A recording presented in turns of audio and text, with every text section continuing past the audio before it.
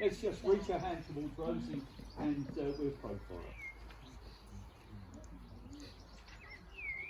Father, we pray that this morning you will give Rosie liberty as she speaks, and in this delightful outdoor context, that we might be aware of your closeness and of the Spirit's work in our lives. Amen. Amen. Awesome. I was wrong, Paul, it's Psalm 23. But I was right about Genesis, it is 16 and 17. Okay, so we're just going to put the references up so that you can read them later if you want to. So today is the second in the series of trusting and resting in God. And today I'm talking about trusting and obeying God. And thanks to Steve Douglas, because he sort of did a plan to help me, which was great. So he started me off, and Carol and David have both. I don't know, David's one? Take your coat off, helped me a bit as well. We're talking, and my mum actually a bit too. So thank you, everyone. So Abraham trusted God, and it was credited.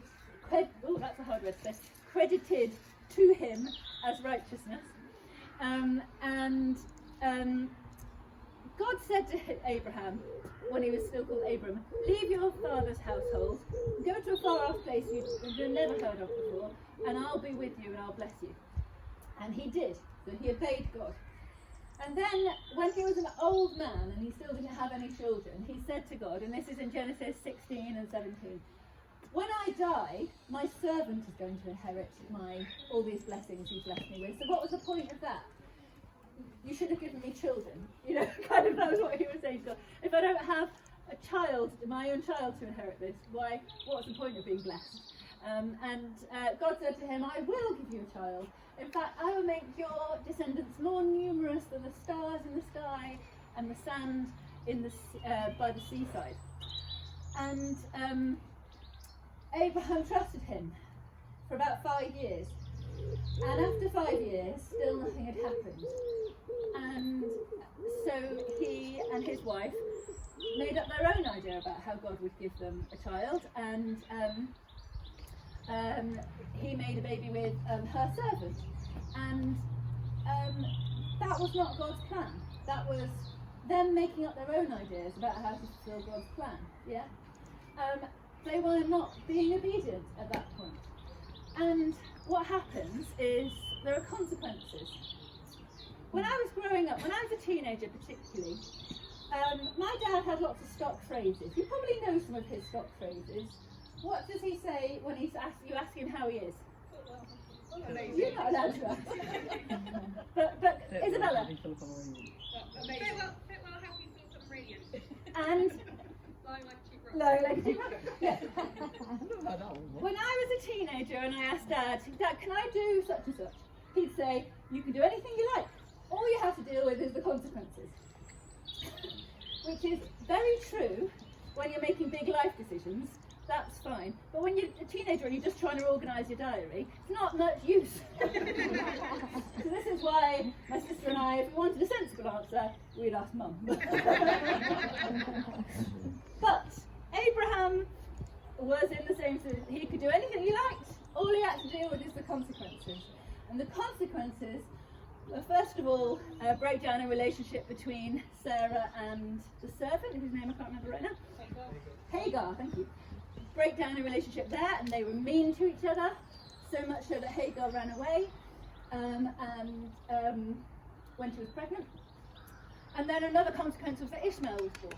And Abraham loved Ishmael, and at one point, so there's another conversation after Ishmael was born, where God says, this was not the way. Ishmael is not the one that I'm going to bless.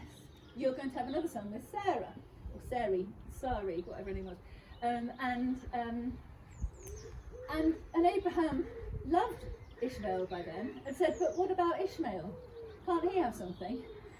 And God blessed Ishmael as well, but that was not the plan. So Abraham learned a bit from this though. He did learn his lesson, because the next thing God asked of him to obey was to sacrifice his son, the one that was going to be blessed. And he did, or at least he got really close, he was going to.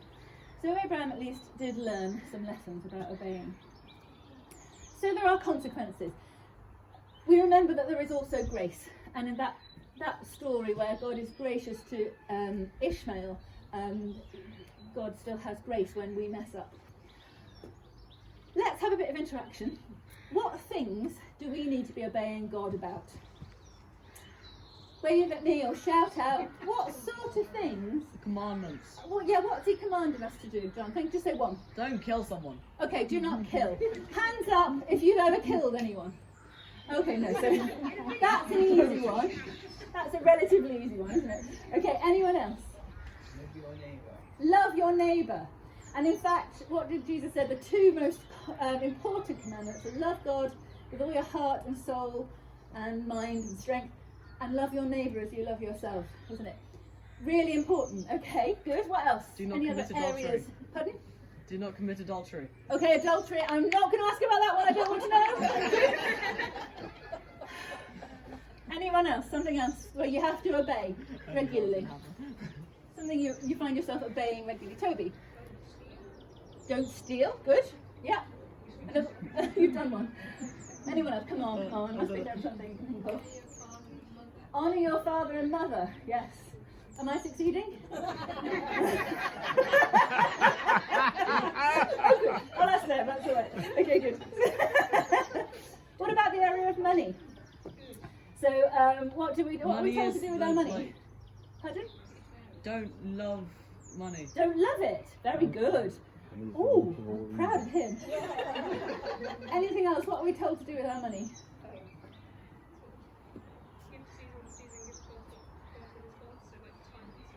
Good. Okay, so pay your taxes and give to God the tithe, particularly. What else about the tithe and offerings? There's tithes and offerings. Okay, so tithe is that 10% that should go into the storehouse of God, which these days we interpret as your local church. Really important stuff. When did you last look at what your income was and whether you were tithing enough? Going to leave that one. Not going to ask. A bit like the adultery one. I don't want to know. Do everything without complaining or arguing. Oh, Why would I do that? do everything without complaining or arguing. Yeah, as much as it is. So, okay, so there's loads of things, isn't there? Okay, hands up if you feel like you are obeying God in all these areas of your life that we've just discussed. Why? Good. Well, I'm glad, other than Toby, because he's just being silly, nobody put their hand up, because if you had, you'd, the Bible says, if anyone says he is without sin, he is lying and the truth is not in him. So, does that make you feel a bit of a failure? Thinking about all those things we should be obeying fully? Why should I answer? Yes, it does me, anyway. But there is grace. Now, hands up, and I'm hoping to see hands this time. If you have TikTok on your phone, there's 1, 2. No, just 2. Oh, 3. Oh, okay. Not the people I was expecting. That's really interesting. I don't have TikTok on my phone. I don't need it because John has it, and he repeats to me all the funniest things he sees on TikTok, which I love.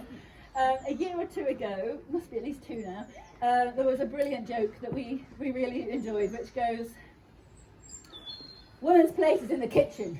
Yeah. Man's place is in the kitchen. Everybody should be in the kitchen. That's where the food is. The kitchen has food.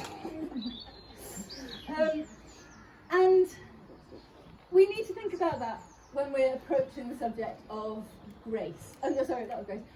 Of obedience. We don't obey because we're under the law and we have to, because we're going to die if we don't. We don't obey just because of the consequences, although we're going to talk a bit more about consequences in a minute. We obey because we trust God, and we trust that in His will, in obeying Him, we're going to be where the good things are. So, women should obey God. Men should obey God. Everybody should obey God, because that's where the good things are. Yeah? And what are the good things? So let's think about the consequences. So if you feed the hungry and clothe people who don't have clothing, what are the consequences? They have clothes. Yes? What are the consequences for you? You lose some clothes. He'll get there, he'll get there. Okay, well, it's maybe there's, what about if you forgive people? We're told to forgive, aren't we? What are the consequences of forgiving people? You forget. You set yourself free. You set yourself free. Absolutely. We're told, wherever it is possible, live in harmony with one another. What are the consequences of living in harmony with one another? Peace. You You have to put experience up with peace. other people. Absolutely. We are told to tithe and do offerings as well. Carol preaches on this regularly because what are the consequences of tithing? Oh! All The right. measure you used to give, the measure back to you, pressed down and running over. The measure you give will be given back to you, pressed down, shaken together, and running over. Yeah. Well, I've heard you preach on it more than once. Well, you say that your money works. There's more money than money instead of the other way around. That's what you say. And again, to quote the Bible, bring the whole tithe into the storehouse and see if I will not open up the floodgates of heaven and pour out blessings upon you. This is where the good things are. Obedience. This is where the good things are. And if you love your neighbour and you love God, then you are full of love. And it's lovely to be full of love, isn't it? So when you do kindness, in fact, even, what is it, Jesus' phrase I love, that he always said, even the pagans do this. And in fact, even the pagans now, so the secular society we live in has now realised that doing good things for other people gives you a sense of well-being. I love that they've realised that. That's fabulous. It's so true. So this is where the good things are. In Psalm 23, the Lord's my shepherd, I won't be in want. He makes me lie down in green pastures. He leads me beside quiet waters. All those good things. So we obey because that's where the good things are. The green pastures and the quiet waters. And then it ends, surely goodness and love will follow me all the days of my life. So whenever you think of something that you need to obey in and it's difficult, just remember, women should obey God, men should obey God, everybody should obey God. That's where the good things are. Yeah.